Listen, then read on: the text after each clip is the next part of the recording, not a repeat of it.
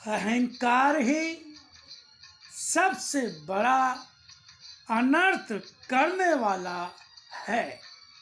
इसे सदा दूर रखना यह सर्वनाश ही कर देता है। मनुष्य के जीवन का त्याग ही उसे मुझ तक ले आता है। जब तक त्याग नहीं करोगे मुझ तक आओगे कैसे? नदी का जल अपनी ही सीमा में रहते हुए कभी सागर में मिलकर उससे एक रूप अक्षय और अनंत नहीं हो सकता। जब बढ़ता रहता है अपनी सीमा छोड़कर, जब दूर तक बहता बहता बढ़ता रहता है, अपना उद्देश्य सागर से मिलना बनाकर, तभी वह उस तक पहुंचकर उसका ही एक रूप बन जाता है। कभी किसी भी ताप से सूख कर भी समाप्त नहीं होता। त्याग से जीवन और समय व्यय नहीं होते। जीवन का छोटे से छोटा हिस्सा भी जब व्यय होकर असीम में मिलकर असीम का ही भाग बन जाता है। अगर मुझ में मिलकर मुझसे एक रूप होना चाहते हो तो त्याग करना सीखना ही होगा। माँ का गर्भ त्याग कर बालक धरती पर जन्म लेता है, तभी धरती के सुख प्राप्त होते हैं। बगिया में खिला फूल अपनी डाली से अलग कर दिया जाता है केवल मेरे चरणों में चढ़ाने या गले में पहनाने की माला बनाने के लिए, किंतु उसे चढ़ाकर तुम अपनी ही पूजा पूरी करते अपना ही किया अर्पण मान लेते हो।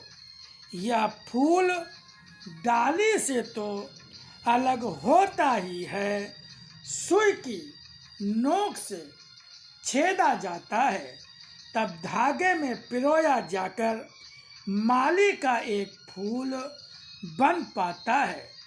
माला बनकर फूल मेरे गले से लग जाता है। तुम्हारे पास क्या वैसा सौभाग्य है?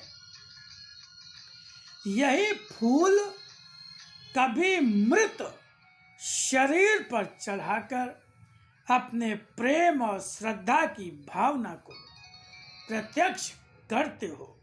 यह तो सत्य है ही कि जहाँ भी फूल सजता है उस स्थान की शोभा बढ़ा देता है, मगर किसी स्थान किसी व्यक्ति से उसकी शोभा नहीं बढ़ जाती। इसी तरह से जो संपूर्ण भाव से समर्पित होकर स्वयं मेरे किसी भी रूप का हो जाता है, वही तो मेरा हो जाता है।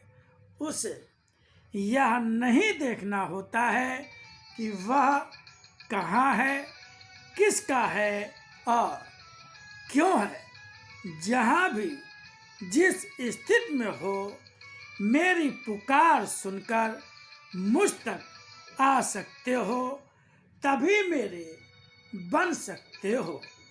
मेरे लिए किए तुम्हारे कर्म कभी व्यर्थ नहीं होंगे। मेरे लिए व्यय होता जीवन कभी व्यर्थ नहीं होगा।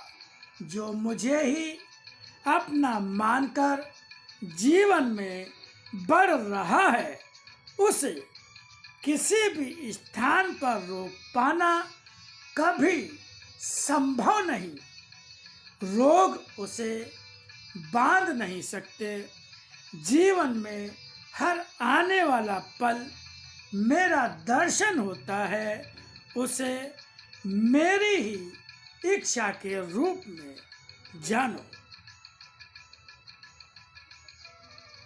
मेरा कोई भी कार्य, कोई भी दर्शन तुम्हारे जीवन में न तो व्यर्थ है न ही निष्प्रयोजन। इसलिए मात्र प्रयोजन की ही प्रतीक्षा करो।